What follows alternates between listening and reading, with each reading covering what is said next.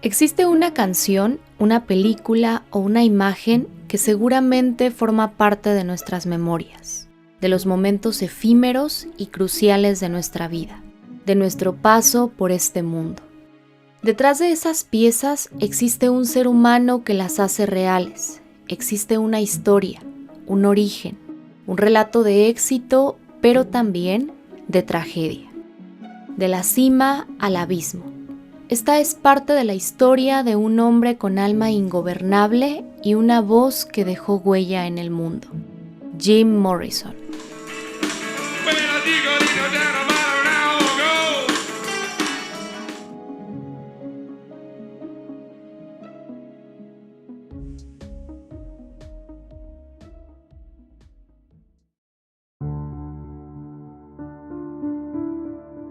Para adentrarnos en esta historia, trasladémonos a la ciudad de París al sábado 3 de julio de 1971. Alrededor de las 6 de la mañana, Jim Morrison fue encontrado sin vida en la bañera de su apartamento. Aparentemente fue su novia, Pamela Curson, quien hizo el hallazgo. El talentoso y controvertido vocalista de la banda The Doors dejó de existir con tan solo 27 años. Dada la opacidad con que fueron tratados los hechos, existen distintas versiones no oficiales en torno al deceso de Jim Morrison.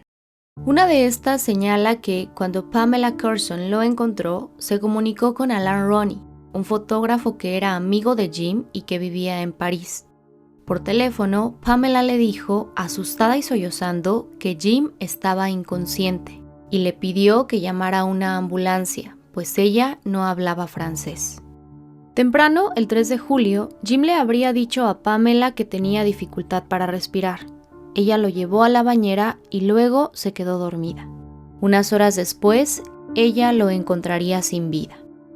Presumiblemente, esa mañana, cuando la policía llegó al lugar, Pamela Curson lloraba sobre el cuerpo inerte de Jim Morrison en la bañera. Morrison tenía residuos hemáticos alrededor de la boca y nariz. Ya nada se podía hacer. Según lo dictaminado por las autoridades francesas correspondientes, en la escena no había señales de un acto criminal. Por lo tanto, no se consideró necesario realizar una autopsia, y se determinó que Jim Morrison había muerto por causas naturales, específicamente por un ataque cardíaco posiblemente agravado por el consumo excesivo de alcohol. Así, la muerte de Jim Morrison quedaría envuelta en un halo de misterio e incertidumbre, aún con el paso del tiempo. Para varias personas de su círculo más cercano, su muerte estaba latente debido al entorno nocivo en el que se sumergió durante los últimos años de su vida.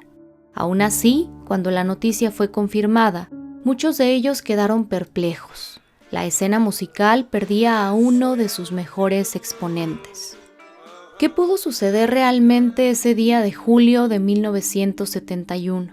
¿Qué hizo de Jim Morrison el legendario cantante en que se convirtió? ¿Quién era el hombre detrás de la icónica figura?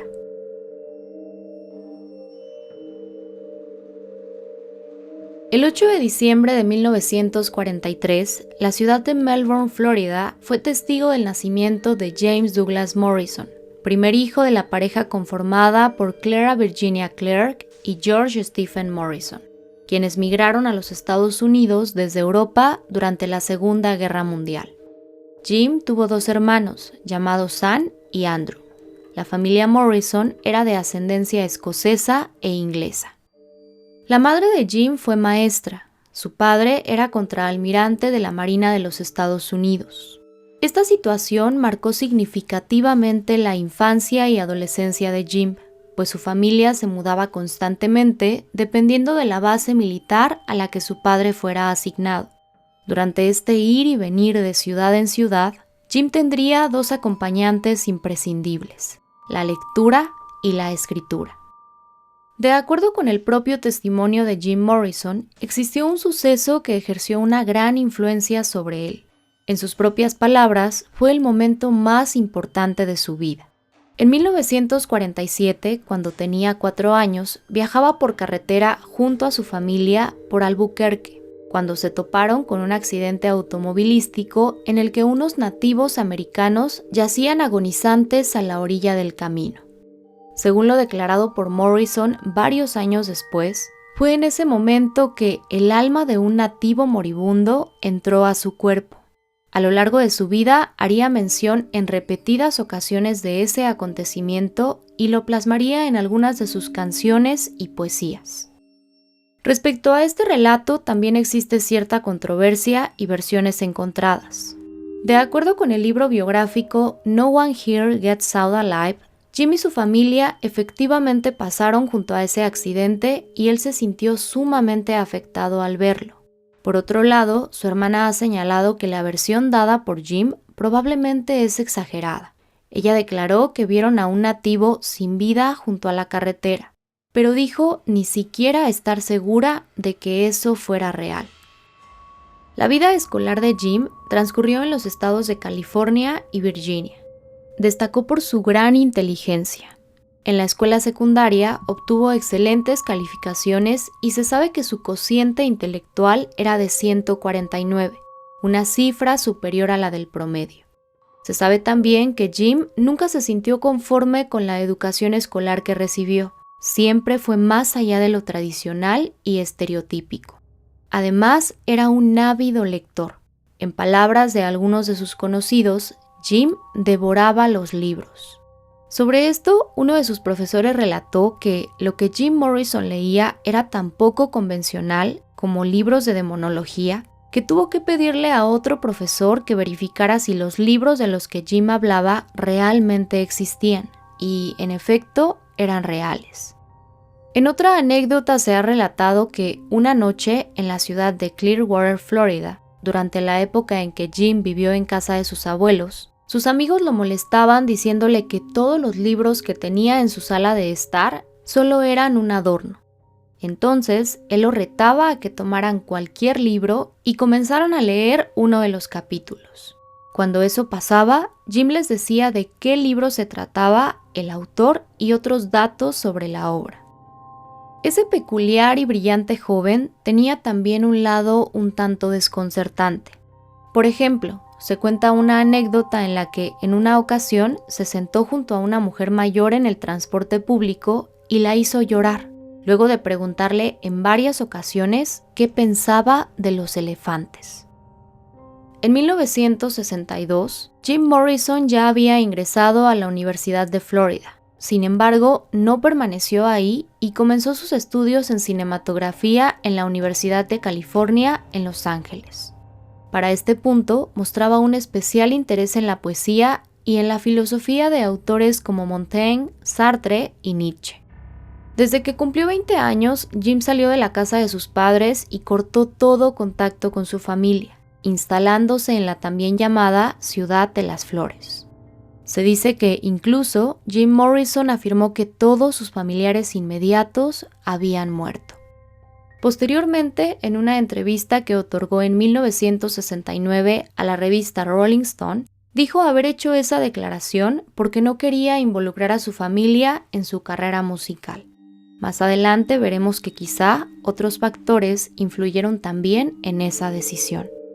Es importante señalar que a esta fecha, septiembre de 1963, Jim Morrison ya había sido arrestado por primera vez por un cargo de alteración del orden y hurto menor durante un partido de fútbol americano en Florida. Cuando Jim terminó sus estudios en la Universidad de California, se negó a asistir a la ceremonia de graduación. Su diploma tuvo que ser enviado a la casa de su madre. Y sobre su incursión en el ambiente cinematográfico, sus intentos no fueron exitosos. Quizá existía ya un destino marcado para él. Fue precisamente en la Universidad de California en donde conoció al músico Ray Manzarek, quien fue su compañero durante la licenciatura. Junto a él comenzaría la formación de una de las bandas de rock más importantes de todos los tiempos, The Doors.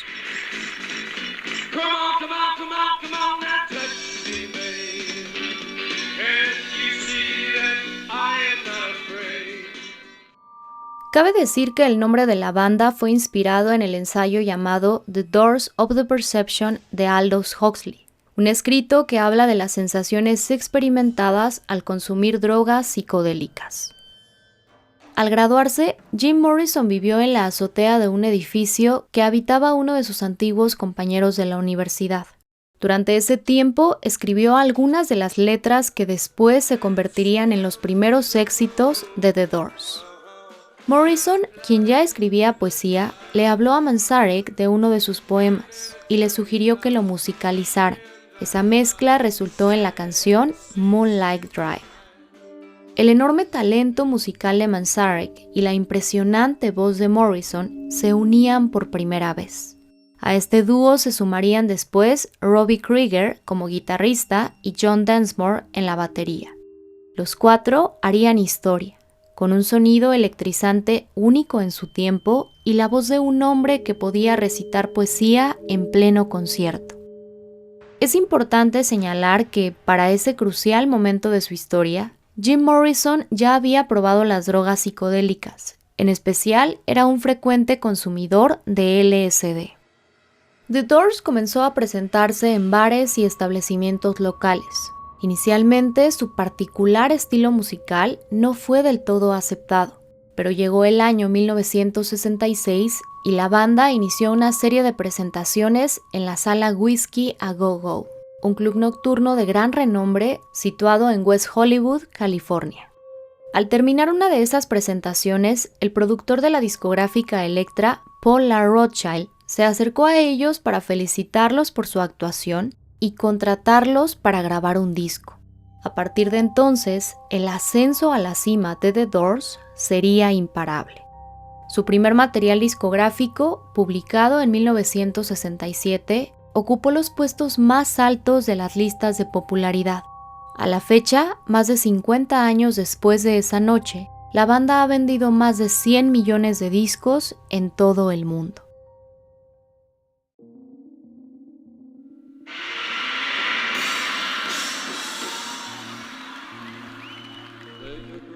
Como lo he mencionado antes, Jim Morrison se adentró en el mundo de las drogas desde muy joven. LSD, cocaína y alcohol eran tan solo algunos de los componentes del apacible caos en el que se sumergía. Algunos de sus allegados han señalado que fue el alcohol, principalmente, lo que lo llevó al fondo del abismo. Cuando la fama y el éxito comenzaron a llegar con The Doors, estas adicciones continuaron y se fortalecieron, hasta que ya no podían ocultarse más. Y, a decir verdad, se sabe que Jim no escondía su predilección por los estupefacientes. Desde muy corta edad, Jim Morrison fue un inconforme ante lo establecido. No estaba de acuerdo con las normas tradicionales ni con la educación que recibía. Se puede decir que era un transgresor. Si tomamos en cuenta que su padre era militar, podemos imaginar que creció muy cerca de reglas y modelos conservadores, firmes y restrictivos. Para él, sin embargo, siempre había algo más, algo que aprender, algo que cuestionar. Esto definitivamente puede verse reflejado en sus letras.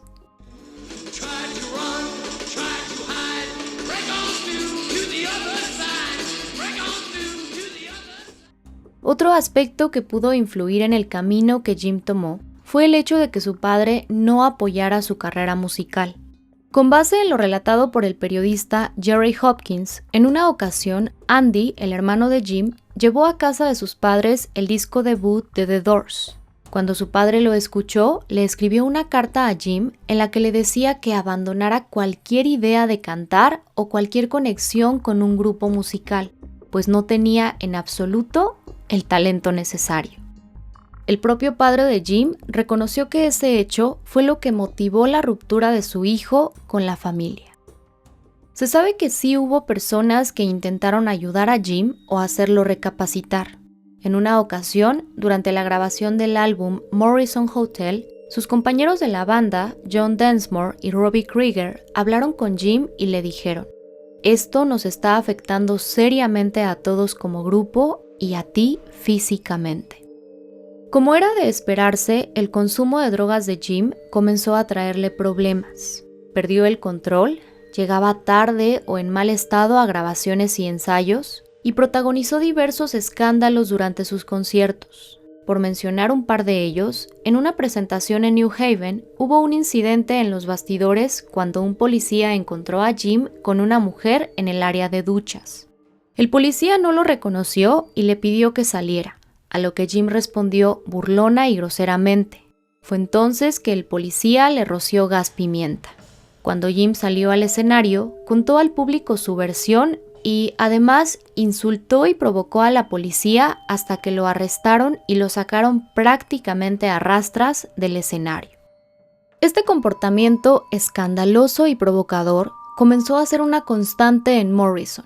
El público de The Doors se percató de ello y fue algo que se convirtió en parte de la mística figura de Jim, algo que sus fans ya esperaban y que incluso aplaudían durante los conciertos. En otra ocasión, durante un concierto en marzo de 1969, en Miami, Jim Morrison, visiblemente intoxicado, intentó incitar al público al desorden actuando de forma obscena. Inclusive, algunas versiones afirman que se exhibió al bajarse los pantalones. Unos días después, Jim Morrison fue arrestado por exposición indecente y otras acusaciones. Tanto los integrantes de The Doors como su manager siempre insistieron que Jim no se expuso esa noche. Ese incidente llevaría a Jim Morrison a juicio, y el 20 de septiembre de 1970, un jurado popular lo encontró culpable de exposición indecente y blasfemia. Fue sentenciado a 6 meses de servicio comunitario con libertad condicional y al pago de una multa de $500. Ese veredicto fue apelado por su defensa y él se mantuvo en libertad luego de pagar una fianza de $50,000. En una entrevista otorgada después del juicio, Morrison declaró: «Perdí mucho tiempo y energía con el juicio, pero supongo que fue una experiencia valiosa. Me han abierto un poco los ojos. Es que si tienes dinero, por lo general no vas a la cárcel». En 2010, el gobernador de Florida y la Junta de Clemencia del Estado otorgaron un indulto póstumo completo a Jim Morrison. Aunque en 1970 Morrison salió relativamente bien librado del problema legal en el que se metió, lo que sucedió sin duda trajo consecuencias no solo para él, sino para toda la banda. The Doors tuvo que cancelar presentaciones que ya estaban programadas. En otros casos fueron cancelados, y algunas emisoras de radio dejaron de reproducir sus canciones. Musicalmente, la banda estaba intacta. Fue justamente en 1970 que la banda grabó su último álbum junto a Jim Morrison, LA Woman.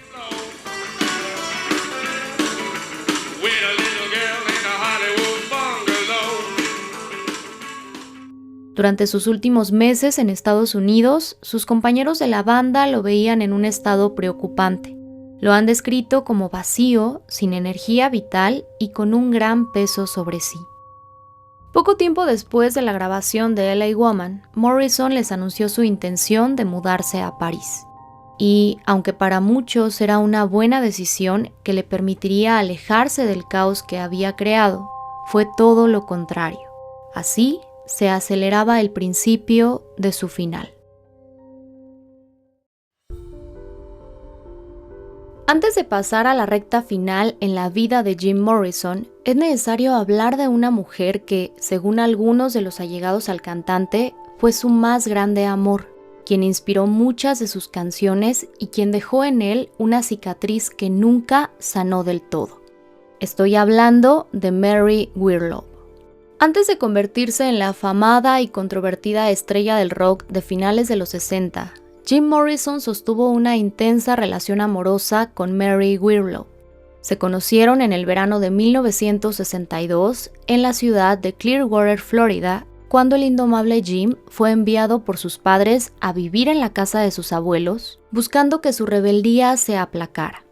De acuerdo con el propio relato de Mary, esa tarde de verano, ella y su mejor amiga extendieron una manta sobre la arena de la playa en el muelle 60.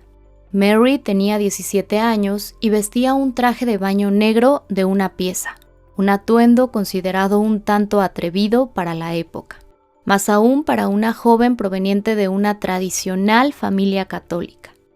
A lo lejos, en el muelle, Mary vio a un joven con el cabello despeinado y unas piernas que llamaron considerablemente su atención. Era Jim Morrison. Poco después, Jim, junto al amigo que lo acompañaba, se acercó a ellas y entonces una llama se encendió en el corazón de ambos. A partir de ese día comenzaría una relación duradera y profunda. Aunque en cierta manera parecían ser muy distintos, hubo una conexión que, dicen, nunca terminó.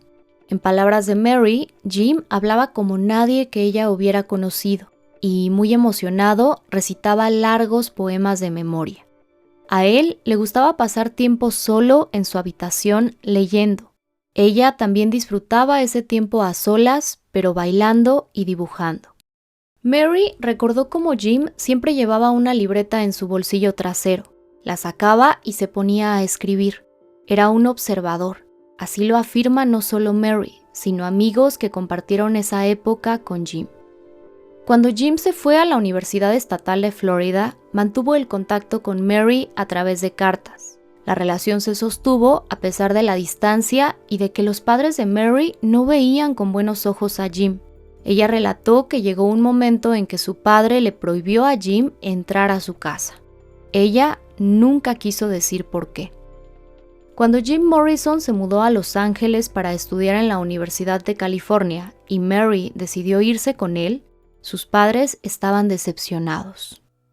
Una vez que las cosas comenzaron a tornarse complicadas para Jim en la universidad y las dudas en torno a su educación aparecieron nuevamente, él y Mary tuvieron una pelea y la relación empezó a desgastarse.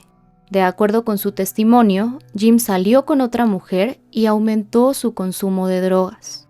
Ella no estaba dispuesta a ser parte de su autodestrucción y se dio cuenta de que debía alejarse. Cuando Jim le ayudó a mudarse a un nuevo apartamento, ella le dijo que necesitaba un descanso. Mary recuerda que él solo se quedó callado. La separación se dio 3 veranos después de haberse conocido. Cuando The Doors llegó a la vida de Jim y la deslumbrante fama se hizo presente, Mary mantuvo un contacto esporádico pero cercano con Jim. Ella aseguró que jamás escuchó sus canciones ni fue a sus conciertos. Recuerda que en uno de los encuentros que tuvo con Jim, él le dijo: "Los primeros 3 álbumes son sobre ti. ¿No lo sabías?". Aunque Mary Wirlow lo negó firmemente, Ray Manzarek llegó a declarar que ella le dijo a Jim que la banda no era buena y que nunca lo lograría. Ella declaró que Jim Morrison le insistió en varias ocasiones para que volvieran y que inclusive le propuso matrimonio, pero ella, aunque quería estar con él, dijo que no podía hacerlo. A finales de 1968, ella se mudó a la India para estudiar meditación y nunca más volvió a ver a Jim. Se dice que en el último concierto de The Doors en Miami, antes del gran escándalo por el que Jim fue arrestado, la música era suave y Jim improvisaba, y una de las frases que entonó varias veces fue la siguiente: "Lejos, lejos, lejos, lejos, en la India".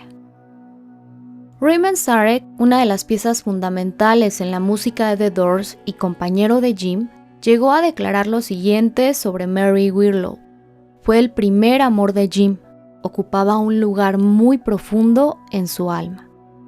Hasta el año 2005, Mary nunca quiso hablar abiertamente sobre su relación con Jim Morrison.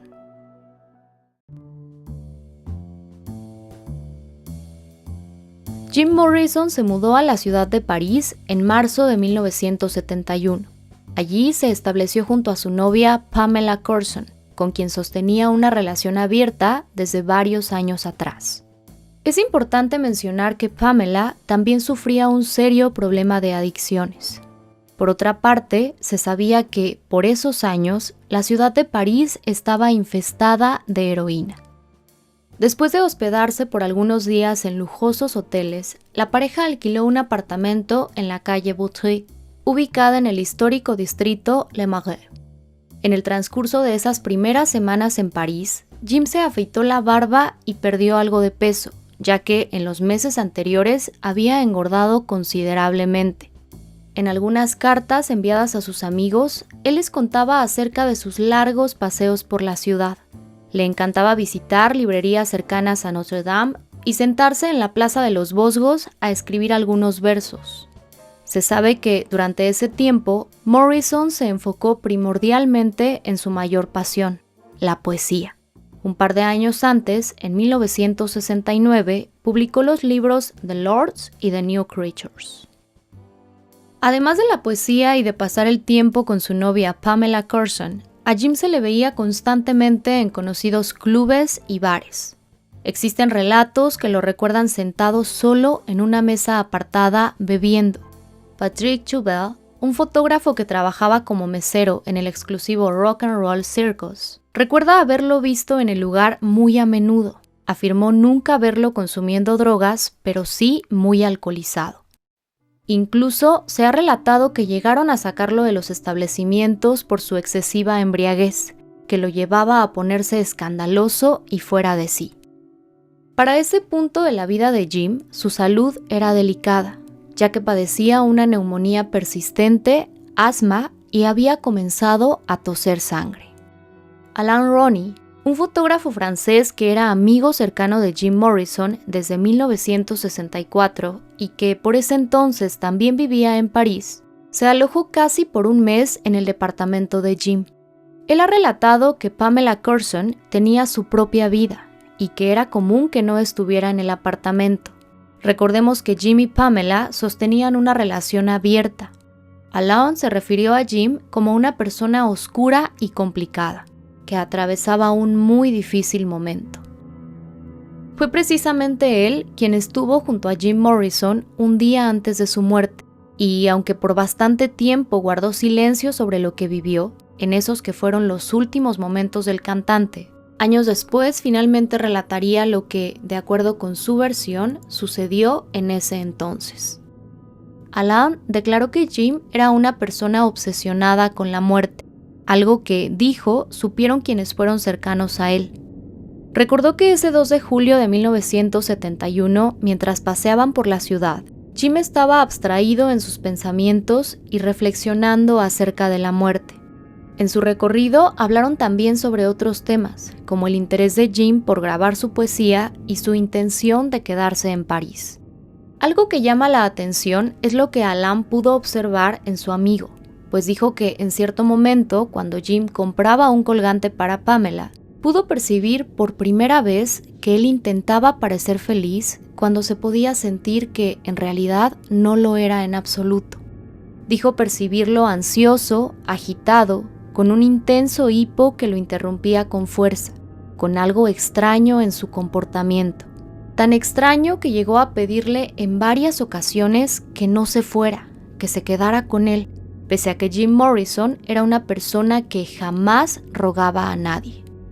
Alrededor de las 5:30 de la tarde, cuando llegaron al apartamento de Jim Morrison, él todavía intentó que Alain no se fuera. Incluso intentó retenerlo pidiéndole que le ayudara a enviar un telegrama, pues Jim no hablaba francés.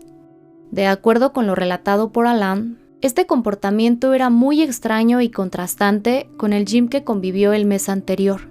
Dijo que durante todo junio lo vio feliz y tranquilo, concentrado en su poesía, sin consumir otras drogas y libre casi por completo de su adicción al alcohol.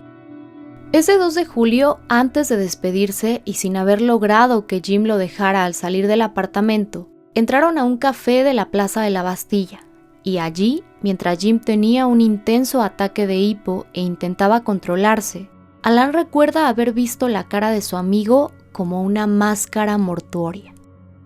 Finalmente, Alain se fue a casa de la cineasta Agnes Varda, una amiga en común con Jim. La mañana del 3 de julio de 1971, alrededor de las 8, recibió la llamada de Pamela Curson, quien le informaba que Jim estaba muriendo. Agnes llamó a una ambulancia y ambos salieron apresuradamente hacia el departamento de Jim. Al llegar, la ambulancia y la policía ya estaban ahí y había personas merodeando a las afueras del edificio. Cuando Alain llegó al tercer piso, entre todo el movimiento que había, encontró a Pamela, quien le dijo: «Mi Jim está muerto». Entre el caos que producía el transitar de las autoridades por el apartamento y la quietud de los espacios inertes, Alan pudo ver las botas de su amigo, una delante de la otra, como si Jim estuviera caminando. Y, aunque evadía el sitio en donde el cuerpo se encontraba, tuvo que verlo cuando un policía dejó la puerta abierta de la habitación en la que él estaba. A lo lejos estaba el pie de Jim. Unos momentos después, al quedarse solo con Pamela, ella le dio su versión de lo que había ocurrido. Le contó que la noche anterior llegaron al departamento después de ir al cine, consumieron heroína y Jim puso sus canciones mientras bebía. Al preguntarle quién tenía la droga, Pamela le respondió en un tono extraño que ella la guardaba. Le contó que luego de todo lo que hicieron, ella y Jim se quedaron dormidos y muy temprano se despertó al oír la respiración agitada de Jim. Intentó despertarlo, pero él no reaccionaba. Ella dijo entrar en pánico y comenzar a golpearlo para ver si volvía en sí. Cuando finalmente lo hizo, no parecía el mismo. Según esta versión, en ese momento ella lo llevó a la bañera. Más tarde, cuando Pamela se despertó y vio que Jim no estaba en la cama, lo encontró inconsciente en la bañera. Tenía residuos hemáticos en la cara y repentinamente comenzó a vomitar. Presuntamente, Jim le habría dicho a Pamela que se sentía mejor. Ella lo dejó ahí, regresó a dormir y unas horas después lo encontró sin vida. Desde el primer momento, Alan Roney puso especial atención en que las autoridades parisinas no supieran, por lo menos de momento, que el hombre que yacía sin vida en ese apartamento era Jim Morrison, presuntamente buscando evitar un escándalo final en la vida de su amigo, sobre todo pensando en la posibilidad de que las drogas estuvieran involucradas. Cuando Alan fue interrogado, dio a las autoridades los nombres reales de Jim, pero invertidos, y les dijo que era un poeta norteamericano. También afirmó que no consumía drogas, pero sí era alcohólico. Fueron varias las situaciones que se dieron al interior del apartamento antes de que el primer médico forense llegara al lugar. Entre estas, la llegada de dos conocidos de Pamela, al parecer traficantes de drogas que ella misma había llamado, y el hecho de que ella quemara varias cartas estando presente Alan. Ella dijo que se trataba de cartas en las que hablaba sobre las drogas.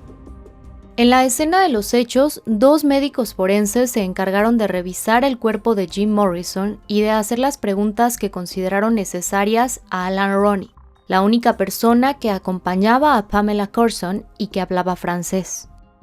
Ambos médicos, después de una revisión meramente superficial, determinaron que Jim murió por causas naturales. Pamela Courson fue interrogada sobre su relación con Jim y lo que sucedió antes de su muerte, pero no se encontró nada irregular.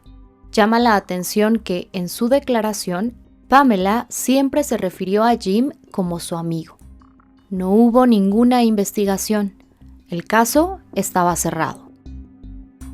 En Los Ángeles, California, nadie, ni familiares, ni amigos, ni sus compañeros de la banda, nadie supo de la muerte de Jim Morrison hasta unos días después. Por alguna razón, quizá para proteger su memoria o por algún otro motivo desconocido, ni Pamela Courson ni Alan Roney dieron aviso cuando todo sucedió. Bill Siddons, manager de The Doors, se enteró de la muerte de Jim el 5 de julio, cuando llegó a él un rumor y tuvo que comunicarse con Pamela para confirmarlo. Él sería una de las pocas personas presentes en el sepelio. Extrañamente, por determinación de las autoridades francesas, el cuerpo de Jim Morrison permaneció durante algunos días en el apartamento. Finalmente se decidió que Jim fuera sepultado en el cementerio Père-Lachaise, en donde otros escritores, artistas y personajes célebres tuvieron su última morada. Morrison fue sepultado el 7 de julio de 1971. En este enmarañado conjunto de versiones, en el que por décadas varios han intentado encontrar una verdad, hay otros datos inquietantes. Hervé Muller, un periodista francés que entabló una amistad con Jim Morrison, afirmó que aproximadamente al mediodía del 3 de julio de 1971, sin saber lo que pasaba, llamó al apartamento de Jim. Le respondió Alan Rooney, quien le dijo que Jim y Pamela se habían ido de vacaciones. Sin embargo, si él está en lo correcto, Jim llevaba varias horas sin vida. Alan Rooney asegura que Mueller se confundió y en realidad llamó un día antes, y que su respuesta se debió a que Jim le dijo que no quería visitas. En algunos espacios se afirma que existe una versión que circuló durante varios años en París.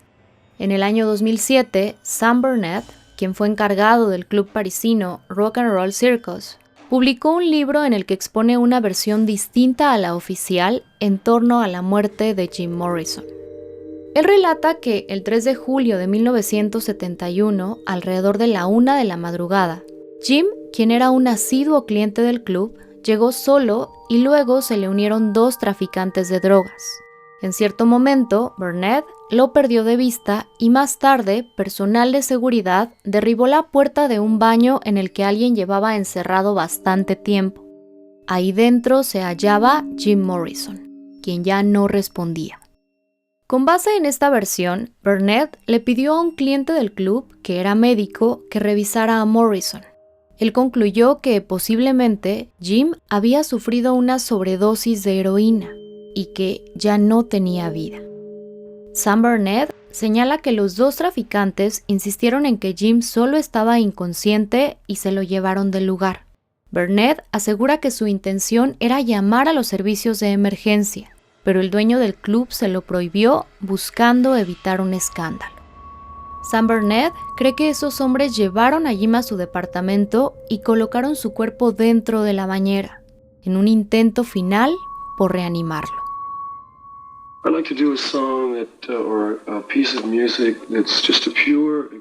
Es tanto lo que se ha dicho de Jim Morrison, de su vida y de su muerte, de su inquietante comportamiento, de su personalidad intrigante y a veces muy oscura.